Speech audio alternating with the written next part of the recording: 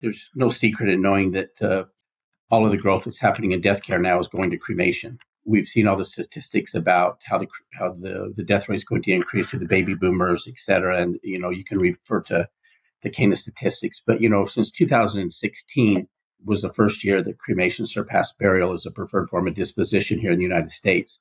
And so, from a business perspective and being in sales and all that all the time, I noticed early on that that's where the trend was going. And so we had a very cremation-oriented business at Southern Cremations and Funerals. We marketed directly to the cremation consumer. And so when I looked what aligned with our business practices and what we did as a business, Cana was by far the choice that would help enhance our business. And so as looking at Cana for their resources and what they offered, I was passionate about what they were doing. And so accept the opportunity to get involved. And that's why I'm with Cana. So.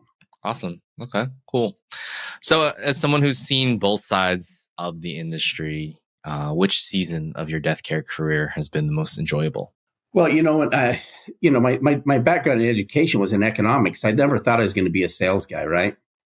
And so looking from that aspect, and I thought I always have some type of a business career someplace, but, the opportunity presented itself to get involved with Batesville early on and realize that was a real passion of what I did. And in every aspect of my career, even now as Cana president or even as a principal in a funeral home and cemetery, everything that I look at seems to be kind of sales focused, and not only sales focused from a financial aspect for a business owner, but also sales focused in providing values to those individuals that we serve every day, whether it be, from a sales side and having a funeral home as a customer or having a family that just experienced a loss and dealing with that.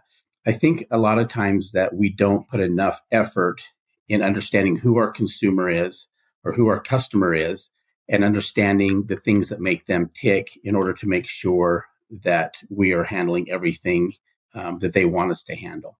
And so in looking at it from that aspect, if you're going to grow any business or if you're going to have high customer satisfaction, you have to, in my opinion, understand that consumer in and out. And you may not always have all the answers, but there's certain things that they communicate to you either verbally or non-verbally, or with the things that they select or what they do that really helps in developing a strategy that really provides good satisfaction for them. So interesting. Okay. As someone who works in funeral homes and as someone who has sold into funeral homes, what is one thing you think that vendors don't necessarily understand when trying to sell into a funeral home, or a big mistake you see them making? I think it's relationship building more than anything else. When I see a lot of new people come in and, being on the funeral home side and talking to new vendors, et cetera, I don't care with technology as advanced as whatever, there's got to be some level of relationship building in any aspect.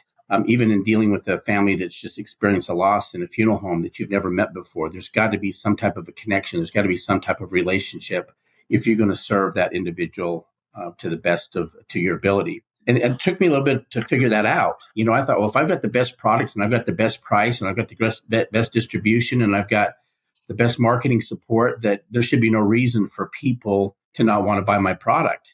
But if in all the years, and I've got thousands of friends in the funeral business that are funeral homeowners and et cetera, that have been in this business, the reason why they get in this business because they've either been called to it or there was some experience mostly that caused them to get into this business. And they're relationship people.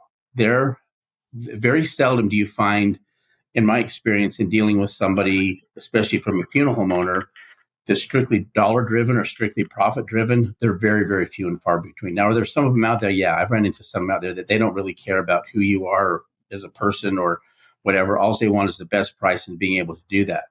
But those, like I say, are very few and far between. I think most people in this business from the funeral home owner side are relationship people. They like to do business with people that understand them, that take an interest in them, that want to form a relationship with them. And so from that aspect, that's something that has really helped me in being successful in my career in sales, is that understanding that relationships are still really, really important in that business.